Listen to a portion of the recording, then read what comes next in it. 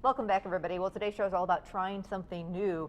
And have you ever thought about, if you have never done it, canning? It's not all that hard to get into, and I'm told once you get into it, you are just hooked. And Angie's here from DIY Design Studio on Broadway in Green Bay. Good morning. Good morning.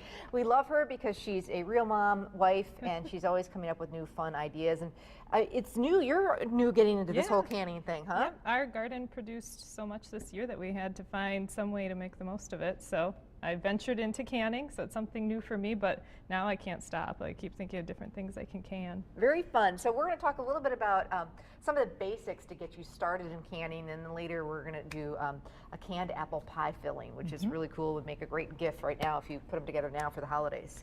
Yeah. So tomatoes, and what is this contraption here? This is a sauce master, which you can get at Fleet Farm, and what it does is it eliminates the need for peeling tomatoes. Ooh, I like that. So if you're making a recipe that calls for 38, 40, 50 tomatoes, this will streamline it, make it a lot quicker. So do you kind of make a day of it when you're doing it? Yeah. I think that's what most people do. Get kinda an have to assembly reserve line a whole going, day. and and then what are some of the other tools you brought along? There's the accessories kit from Ball, which has the funnel for your jars. That's nice. The magnetic stick here actually grabs the lids out of the hot water. Oh, great. So, because you have to heat your lids for them to seal to the jar. So you have those simmering on the stove, you pick it out with this. I did not know there was such a thing. And these all come together in one little kit, and it's less than $10, I think. Okay. And then this is actually to get the air bubbles out of the jars and provides your head space. So that's something that's really important, because if you don't leave enough, you won't get a seal. So Okay. this tells you the amount of headspace to leave. And of course, nice, big, wonderful, clean jars that you can use over and over again. Yeah, you want to clean these. What I do is I run the dishwasher and then keep it on heat dry. Okay. So as I'm going, I just pull them out of the dishwasher. They're already heated and sterilized. Great So tip. that works. Really good tip. And then as far as actually doing the canning, you just need a big stock pot or a water bath canner Okay. and the jar lifter, jar rack. And if you don't... The jars go in here, basically. Yep, Okay. but see, that one's too big for that one. Okay. So what you can do instead is just put the rings from your jars at the base of the pot, because you just can't have the jars directly on the bottom of the pot. Oh, okay. So you can just drop these You can just drop them in. to the boiling water. That's a great idea. And that will keep your jars off. Love that idea. So if you don't want to buy that little nifty tool there. All right. And this is obviously for grabbing the jars, the hot jars out of the hot water. Exactly. So. And then I always have a ton of these, but they come in super handy for canning. Just the really cheap flour sack towels. Have a ton laid out on the counters next to your stock pot, because it's kind of messy. Yeah, it is. So you want lots of towels. But if we just... And hot too. Hot, So yep. yeah.